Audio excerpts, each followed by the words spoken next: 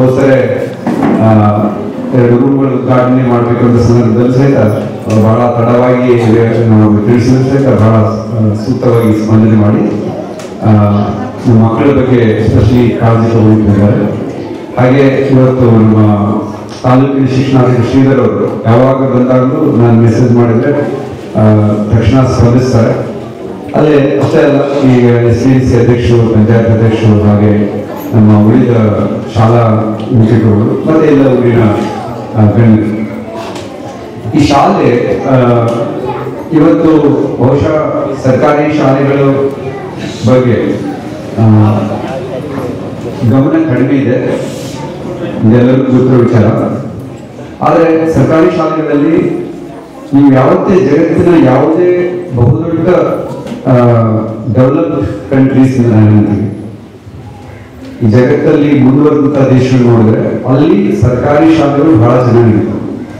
ನಾನು ಅಮೆರಿಕದಲ್ಲಿದ್ದಾಗ ಕೆಲಸ ಮಾಡ್ತಾ ಇದ್ದಂಥ ಅನುಭವ ಮತ್ತೆ ಬೇರೆ ಬೇರೆ ದೇಶಗಳಲ್ಲಿ ಕೆಲಸ ಮಾಡ್ತಾ ಇದ್ದಂಥ ಅನುಭವ ಏನಂತಂದ್ರೆ, ನಾವು ಸರ್ಕಾರಿ ಶಾಲೆಗಳನ್ನು ಉಳಿಸ್ಕೊಂಡು ಅವನ್ನ ಸಾಧ್ಯವಾದಷ್ಟು ಮಟ್ಟಿಗೆ ಪೋಷಣೆ ಮಾಡ್ಕೊಂಡು ಕರ್ಕೊಂಡು ಹೋಗ್ಬೇಕು. ಯಾಕಂದರೆ ಸರ್ಕಾರಿ ಶಾಲೆಗಳಲ್ಲಿ ಓದುವಂಥ ಮಕ್ಕಳಿಗೆ ಖಾಸಗಿ ಶಾಲೆಗಳಲ್ಲಿ ಹೋಗಿ ಫೀಸ್ ಭರ್ತಿ ಮಾಡಿ ಓದುವಂಥ ಸಾಮರ್ಥ್ಯ ಇಲ್ಲ.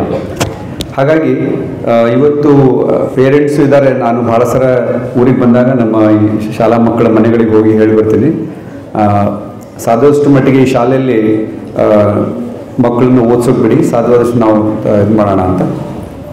ಇಲ್ಲಿ ಇವತ್ತಿನ ಒಂದು ಕಾರ್ಯಕ್ರಮ, ಒಂದು ಆಲೋಚನೆ ಯಾಕೆ ಬಂತು ಅಂದರೆ, ನಮ್ಮ ಗ್ರಾಮೀಣ ಮಕ್ಕಳು ಮುಂದೆ ನಾಗರಿಕ ಸೇವಾ ಪರೀಕ್ಷೆಗಳು ಅಥವಾ ಬೇರೆ ಬೇರೆ ಸ್ಪರ್ಧಾತ್ಮಕ ಪರೀಕ್ಷೆಗಳಲ್ಲಿ ಅವರು ಯಶಸ್ಸು ಗಳಿಸಬೇಕಾದ್ರೆ ಒಂದು ಬಹಳ ಮುಖ್ಯವಾದಂಥ ದೌರ್ಬಲ್ಯ ನಮ್ಮ ಮಕ್ಕಳಿಗೆ ಕಾಡುತ್ತೆ. ಆ ದೌರ್ಬಲ್ಯ ಏನು ಅಂತಂದರೆ ಅಭಿವ್ಯಕ್ತಿಯ ಕೊರತೆ.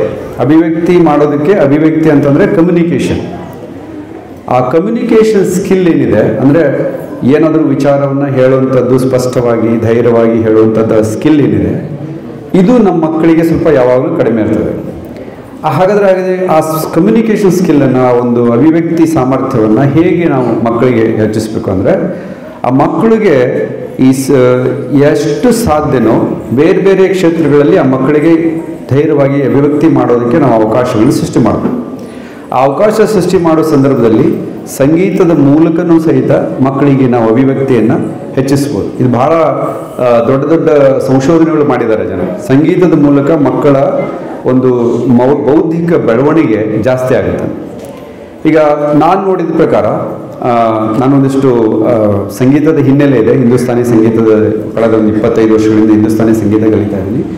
ಆ ವಿಚಾರದಲ್ಲಿ ನೋಡಿದಾಗ ಆ ಸಂಗೀತದ ಮೂಲಕ ನಾವು ಮಕ್ಕಳಿಗೆ ಬಂದಿರುವಂತಹ ಪದ್ಯಗಳು, ವಚನಗಳು ಅಥವಾ ದಾಸರ ಪದಗಳು ಅಥವಾ ಬೇರೆ ಬೇರೆ ಈಗ ದೇಶಭಕ್ತಿ ಗೀತೆಗಳು, ಇವುಗಳನ್ನು ಮಕ್ಕಳಿಗೆ ಹೇಳುವ ಅಭ್ಯಾಸ ಮಾಡಿದಾಗ ಆ ಮಗು ಒಂದು ಬರುತ್ತೆ.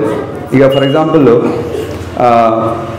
ಯಾವುದೋ ಒಂದು ಮಗು ಬಂದು ಇಲ್ಲಿ ಸ್ಟೇಜ್ನಲ್ಲಿ ನಿಂತು ಒಂದು ಹಾಡು ಒಂದು 4 ಅಥವಾ 3 ನಿಮಿಷದ ಒಂದು ಇದೆಯಲ್ಲ, ಅದು ಮುಂದೆ ಮಗು ದೊಡ್ಡ ದೊಡ್ಡ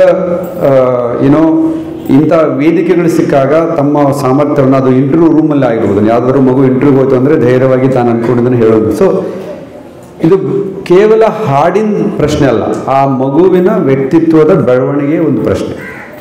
ಆ ದೃಷ್ಟಿಯಿಂದ ನಾವೊಂದು ವಿಚಾರ ಇಟ್ಟಾಗ ಎಲ್ಲ ಶಿಕ್ಷಕರು ಮತ್ತು ನಮ್ಮ ಎಸ್ಪೆಷಲಿ ನಮ್ಮ MLA ಸಾಹೇಬರು ಮತ್ತು BO ಸಾಹೇಬರು ಬಹಳ ಉತ್ಸುಕವಾಗಿ ಸ್ಪಂದನೆ ಮಾಡಿದರು. ಇದು ಬಹಳ ವಿಚಾರ ಏನಂತಂದರೆ, ನಮ್ಮ ಶಾಲೆ ಮಕ್ಕಳು ಅಷ್ಟೇ ಹೊರತಾಗಿ ಈ ಬೇರೆ ಬೇರೆ ಶಾಲೆಗಳ ಮಕ್ಕಳು ಸಹಿತ ಇಲ್ಲಿ ಬಂದಿದ್ದಾರೆ.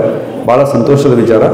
ಇವತ್ತು ನಾನು ಮುಖ್ಯವಾಗಿ ನಮ್ಮ ಪಂಚಾಕ್ಷಿ ಗವಾಯಿಗಳ, ಪುಟ್ಟರಾಜ್ ಗವಾಯಿಗಳ ಆಶ್ರಮಕ್ಕೆ ಹೋಗಿ ನಾವು ಅಲ್ಲಿ ನಮ್ಮ ಕಲ್ಲಯ್ಯಜ್ಜನವರು ಹೊಂದಿದ್ದಾರೆ, ಅವರಿಗೆ ನಾವು ಮನವಿ ಮಾಡಿದಾಗ ಅವರು ಇದಕ್ಕೆ ಭಾಳ ಒಳ್ಳೆಯ ವಿಚಾರ ಅಂತ ಹೇಳಿ ಅಲ್ಲಿಂದ ಶ್ರೀರಾಮು ಮತ್ತು ಭೀಮಾಶಂಕರ್ ಎಂಬ ಅತ್ಯುತ್ತಮ ಗಾಯಕರನ್ನು ಇವತ್ತು ಕೊಟ್ಟು ಕಳಿಸಿದ್ದಾರೆ.